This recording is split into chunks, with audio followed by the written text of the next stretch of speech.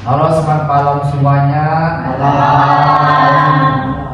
Presentasi kali ini kami akan membahas tentang Pancasila dalam arus sejarah bangsa Indonesia.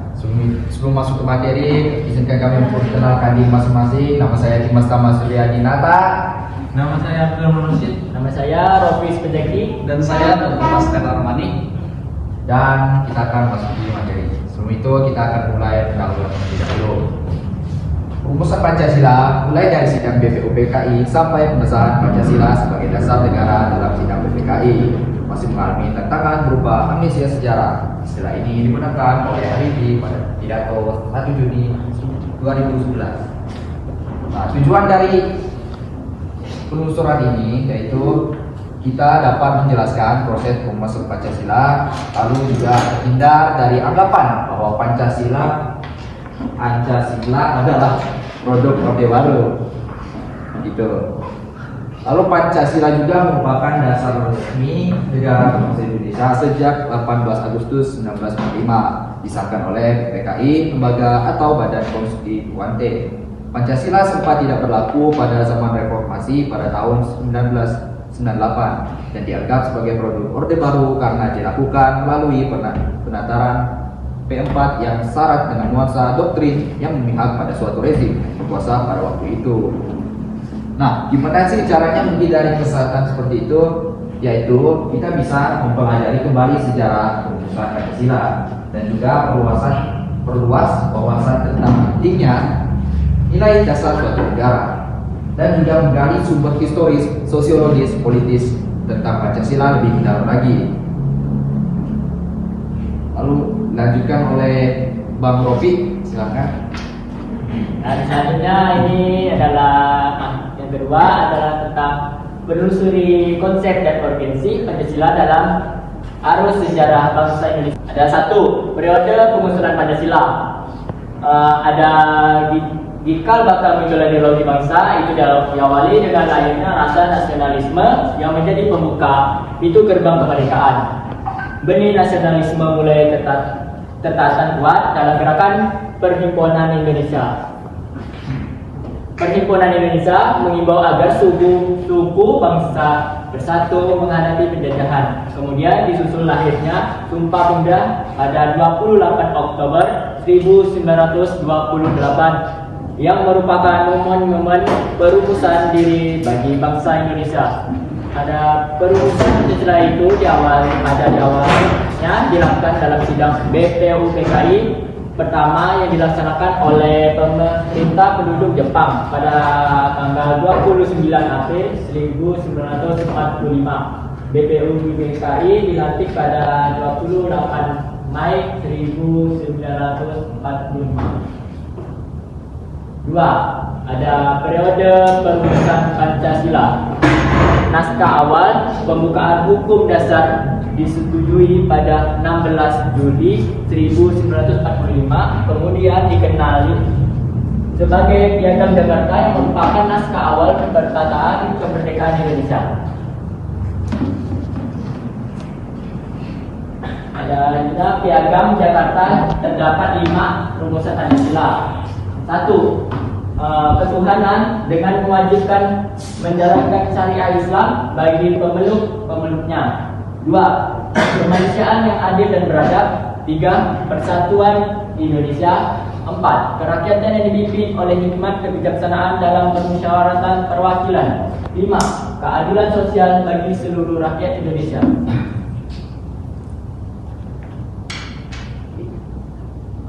Kota Hiroshima dibom pada tanggal 6 Agustus 1945 dan penduduk Jepang bermaklumat pada tanggal 7 Agustus 1945. PPKI dilantik pada tanggal 18 Agustus 1945 dan mulai bersidang pada 19 Agustus 1945. Direncanakan 28 Agustus 1945 kalau Indonesia telah merdeka.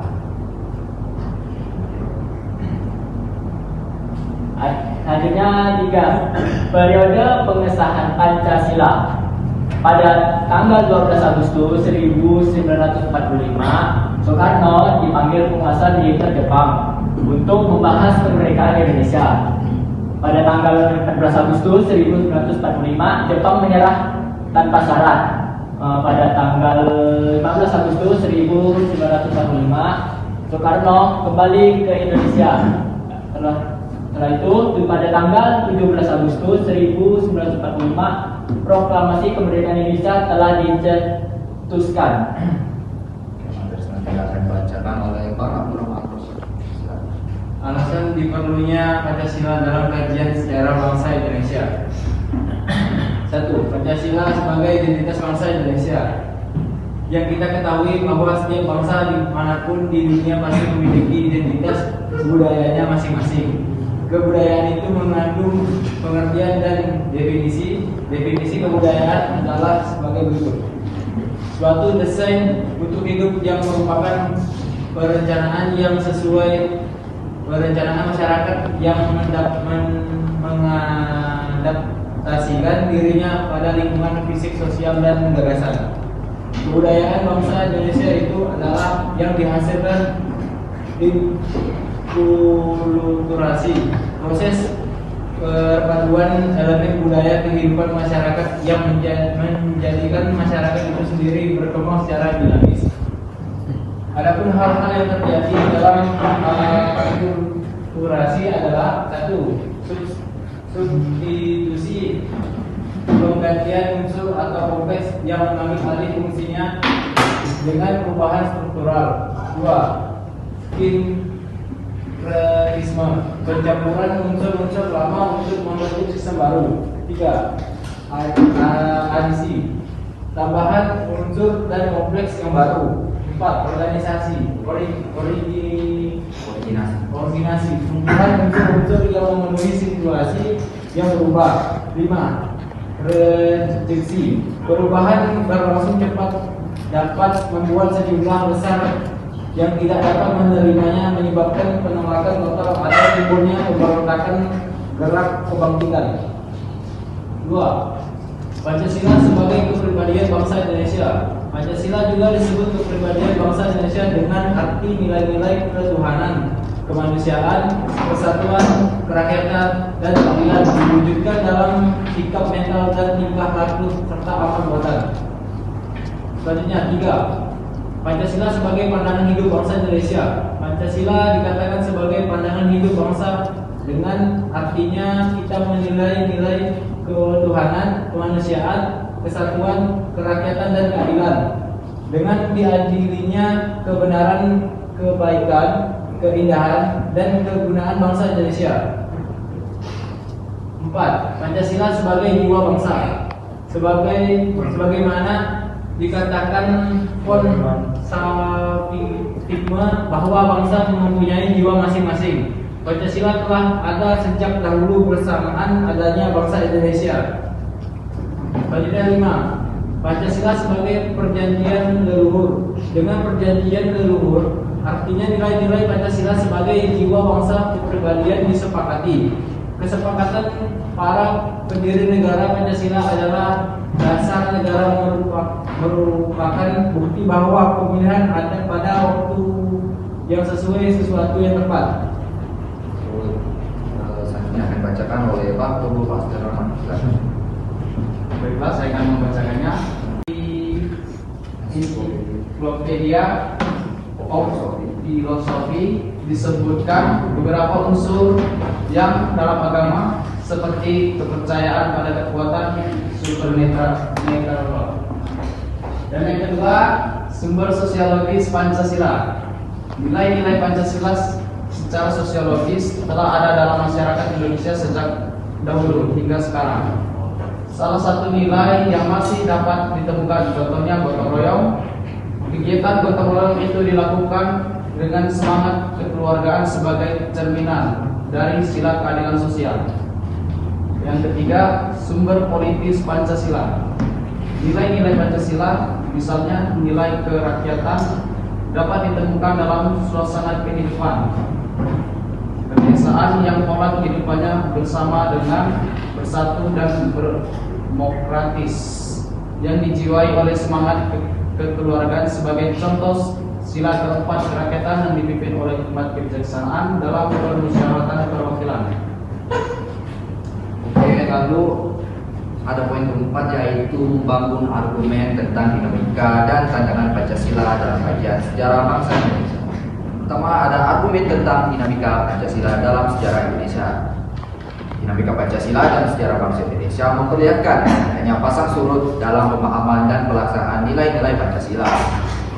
Lalu pada masa pemerintahan era reformasi, ada kecenderungan pada penguasa tidak respect terhadap Pancasila, seolah-olah Pancasila telah ditinggalkan. Lalu salah satu tantangan terhadap Pancasila dalam kehidupan berbangsa dan bernegara adalah meletakkan nilai-nilai Pancasila tidak dalam posisi sebenarnya, sehingga nilai-nilai Pancasila menyimpang dari kenyataan hidup berbangsa dan bernegara. Salah satu contohnya pengangkatan presiden seumur hidup oleh MPRS dalam TAP nomor 3 MPRS 1990 tentang pengangkatan Soekarno sebagai presiden seumur hidup.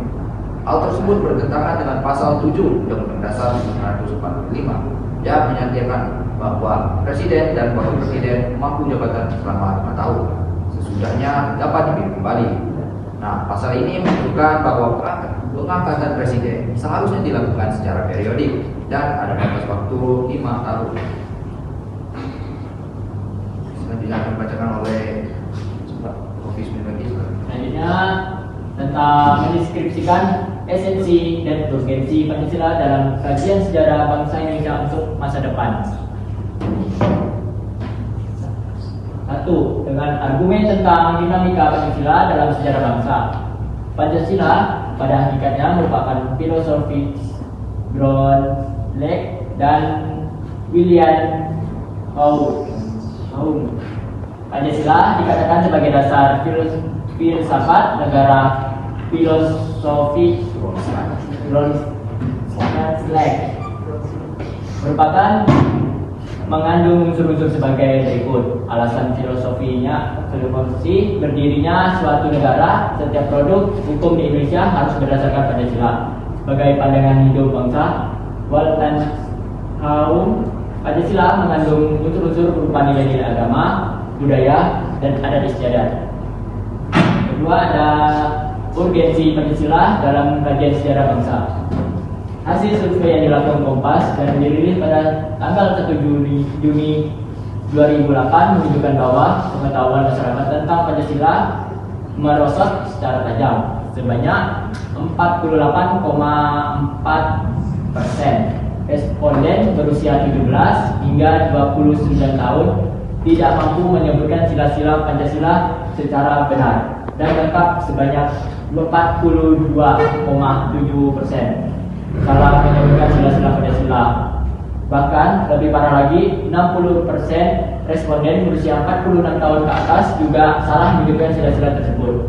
Fenomena ini sangat memperhatikan karena menunjukkan bahwa pengetahuan tentang Pancasila yang dimiliki masyarakat tidak sebanding dengan semangat penerimaan masyarakat terhadapnya.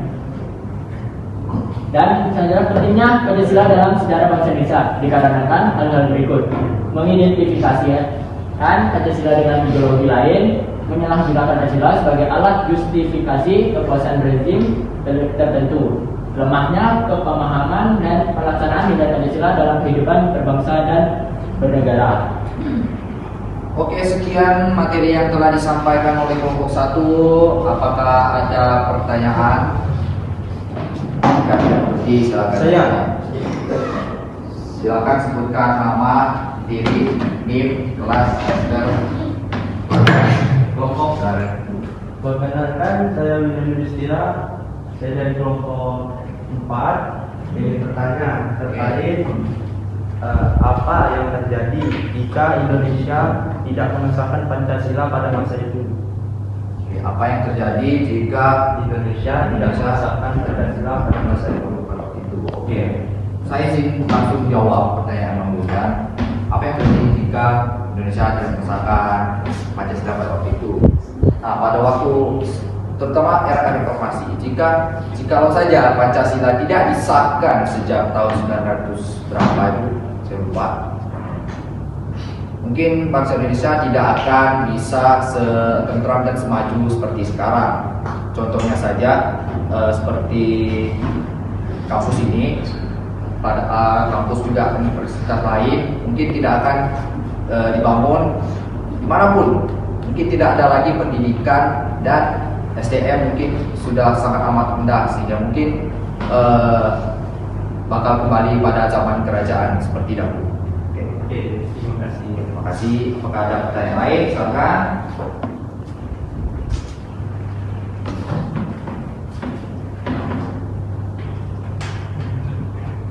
Izinkan saya bertanya.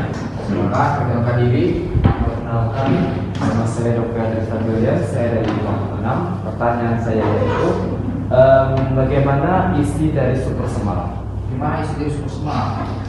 Oke, baik. Bentar ya. Mana?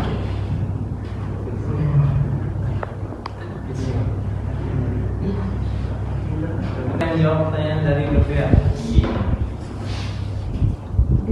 Intinya berisi perintah Presiden kepada Soeharto agar mengambil langkah-langkah pengamanan untuk menyelamatkan keadaan. Super Senar ini dibuat di Istana Bogor dan dijemput oleh Basuki Rahmat, Amir Mahmud, dan M. Yusuf. Oke, terima kasih jawabannya. Saya masuk kelas. Oke, apakah ada pertanyaan lagi? Oke, silakan perkenalkan diri, Pak. Perkenalkan, nama saya Rwandi. Saya ingin mempertanyakan kelompok dua ya? Kelompok dua. Saya ingin bertanya siapa saja 6 orang tambahan yang dimasukkan ke PPKI? Oke, 6 orang tambahan yang ditambahkan ke dalam lembaga PPKI ya. Oke, saya sempat data ini simpan jawabannya. Jika ada yang bertanya itu, jawabannya adalah sebentar. Ini 6 orang yang ditambahkan pada lembaga PPKI yaitu ada Wiranata Kusuma dan Ki Hajar Dewantara dan Kasman Singut Imejo dan Sayuti Melik dan Iwa Kusuma Sumantri dan Ahmad Subajo. Itu saja. Jelas? Oke, sesi pertanyaan ditutup dan terima kasih semuanya telah menonton.